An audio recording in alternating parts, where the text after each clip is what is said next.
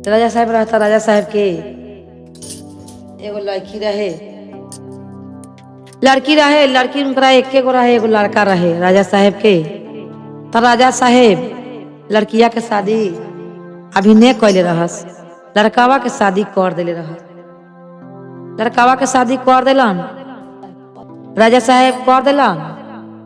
ता कुछ दिन के बात रहे गईली आ जाके का कैली कि राजा साहब गुजर गईलन। आ कुछ दिन के बाद रानियों गुजर गईली। तो गुजरला के बाद में कहली कि ठीक बा, कोनो बात नहीं खे कि हम बानी नु, एगो बहिन बता हमरा ला काफिर बा। गईली बहिन के जाके ले आ गईली। बहिन के बियाह शादी ला तो ले आ गईली, गुरु के एथी में गईली या जाके ले आ गईली, अपन बहिन के ले आ गईलन। ले जाके आ गईलन, कहलन कि ठीक बा, कोनो बात नहीं खे। ले आ गलन, ले आके आ बहिनिया के आ छोड़ दिलन। आ कहलन अपना पत्नी से कहलन कि एकरा के बहिन के हमरा ठीक से राखी है, हम बाहर भीतर जाता नहीं, कमा धमा के आम तो अपन बहिन के शादी करम।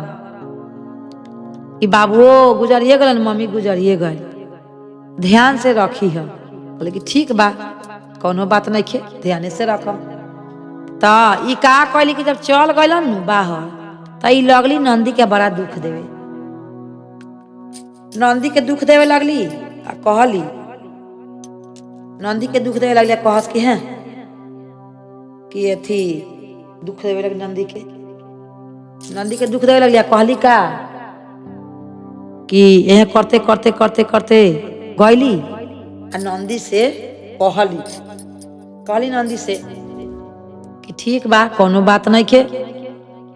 तो ई गईलन आ इनका के लगली कहस कि ऐसे कर वैसे कर। तो ऊ तो गुरु के चर्चा करस, लड़की या तोहरे लेकर रहली चर्चा करस। कहूँ जास तब बैठ के चर्चा कर ले, कर के तब कहूँ जास चर्चा कर ले, तब बैठ के तब कहूँ जास कोनो काम करस। तो कहतरी कि जाके लकड़ी उकड़ी बीन लावा, नहीं तो तोरा के खाना पीना ना दे हम। बेचारी चल गली वृंदावन में जारना खातिर चल गली, लकड़ी उकड़ी चुन लेली। आ चुन के गुरु के चर्चा कर लेली। आ कर के बड़ा रोवतारी। आ कुछ बुझाता उनकरा हईले नहीं, आ बड़ा रोवतारी। पापा मारो मारिया गाइले, मामी मारी हो गाइले। पापा मारो मारिया गाइले, मामी मारी हो गाइले। भाभी हमरो दिहालिए गुरुजी, राखिया के खोई चावा। भाभी हमरो दिहाल कहस का ई पहले से सुनस कि इनकरा के तब बियाह शादी करम तब भसिया दे हम, राख के खोछा दे हम इनकरा के। तो सुनस तब उनकरा खीस बरे कि आज हमार बाप मातारी रही त ऐसे कही। तब गईली आ जाके रोवस आ गावस। तो एगो नागिन निकलली, तब नागिन कहली काहे तू रोवतारू से तू बताव। तो कहली कि हमार मम्मी पापा मर गईलन। भाभी कहली है भाई परदेश गल बालन। भाभी कहली है कि जाके लकड़ी बिना तो नहीं खाए ला दे हम। तू कहला टेंशन ले ले बारू। नागिन कहली टेंशन कला ले ले बारू, हम लकड़ी तोर बांध ले थी, आ जहाँ रखबू तहाँ रख दी, हम पर खुल के चल है। तब का करी कि लकड़िया के नागिन लपेट लेली, लेके आईली ध देली। यही रोज करस। एक दिन के बात रहे, जे दिन उनकर भाई आवे के रहे ते दिन ये बात रहे। तो तले लकड़िए बिने गल रहे, तन उनके भाई आ गए।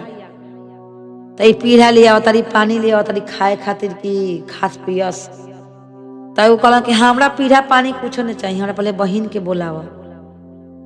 तो कहली कि केना गल हन खेले, आइए न खेल के केना से। कहलन कि हाँ खेल के आई हन। आ तो उनका के जल्दी बियाह शादी कह के हटाई। तो काहे तो यही ई जीत धलेली। कहलन कि अच्छा ठीक बा, तले बहिन जारना लेके आइली। तो बहिन हमर घरे घरे घूमनी हो गइल बा। बहिन घर घूमनी बा कि घूमल चलता, जारना के भेजे तो गइल बा।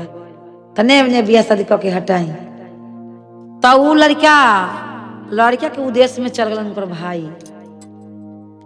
ठीक बा, चल गलन, जाके अइलन वहां से पैसा वैसा लेके आ रहलन। लड़का उड़का ढूंढलन, ढूंढ के शादी के दिन रोक देलन। शादी के दिन धरा गयल, रोपागल दिन।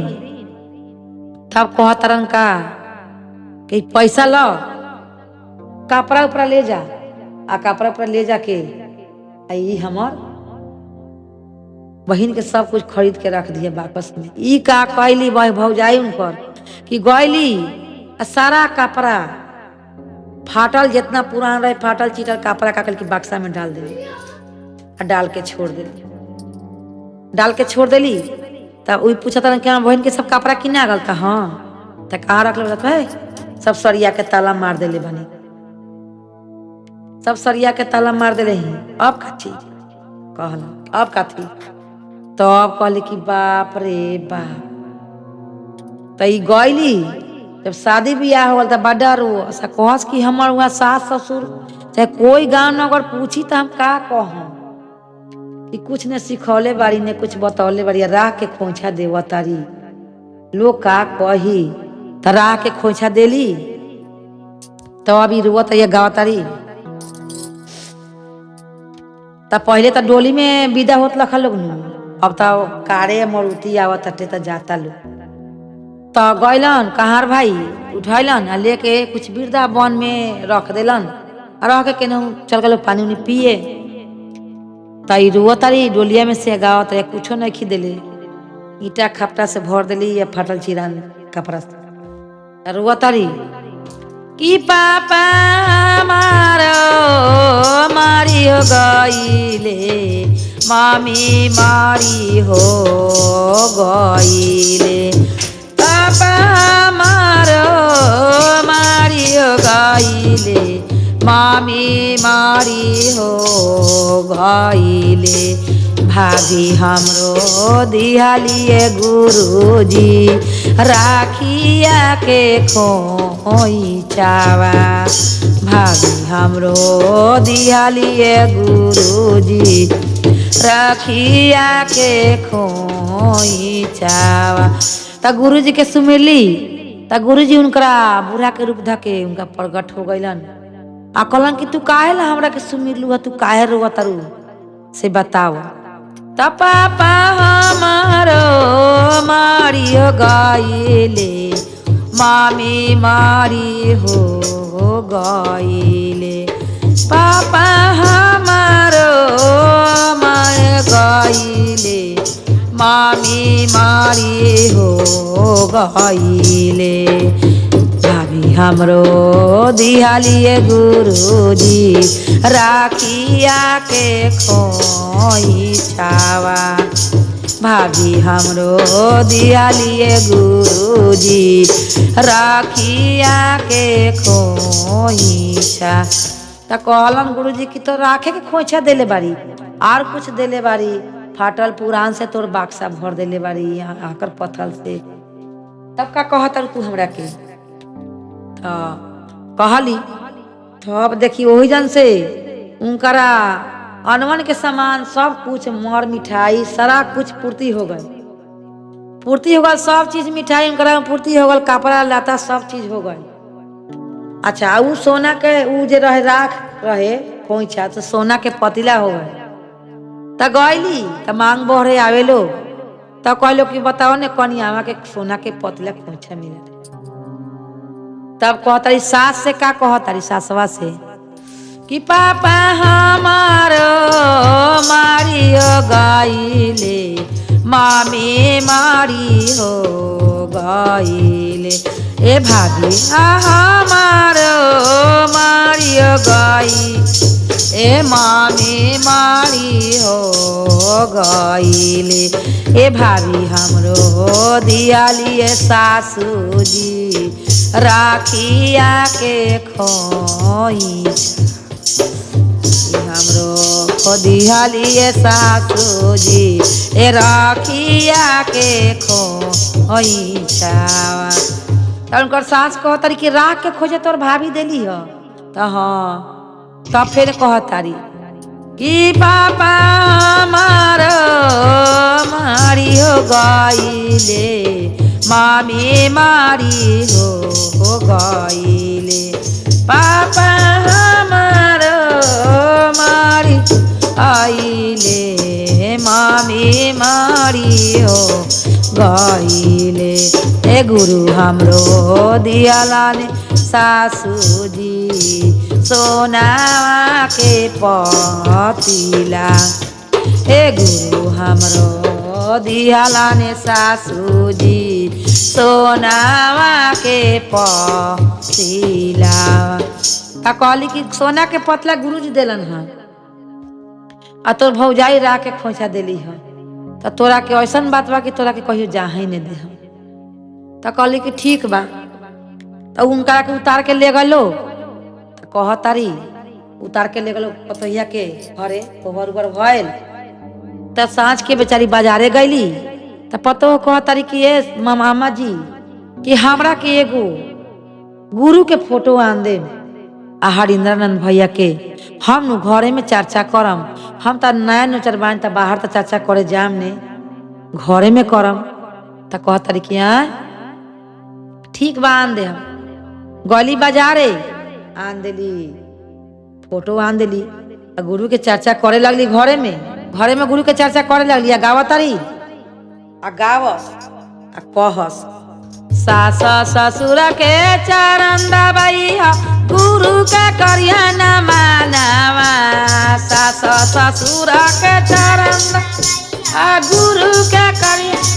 तो उनकरा गाँव में नु चर्चा ना होखे तो कहत रहे लोग कि पागल बारी। सास ससुर के चरण दबैया गुरु के करिया न मानवा। सास ससुर के चरण दबैया गुरु न मानवा। पगलिनिया घर ही में चरचवा कलेली ना। हई पगलिनिया घर ही में चरचवा करेली ना। हई दुल्हनिया घर ही में न मनवा करेली ना। हई दुल्हनिया घर ही में न मनवा करे। सास ससुर के भोजन करैया गुरु के करिया न मानवा। सास ससुर रैया गुरु के करिया न मानवा। हई बहुआ घर ही में न मनवा करेली ना। हई बहुआ घर ही में न मनवा करेली ना। हई पगलिनिया घर ही में चरचवा करेली ना। हई पगलिनिया घर ही में चरचवा करेली। एक घड़ी के बेटी पतो साइते कोई के कोई करता सब कोई करता नहीं करता। तो सास ससुर के सेवा करिया गुरु के करिया न मानवा।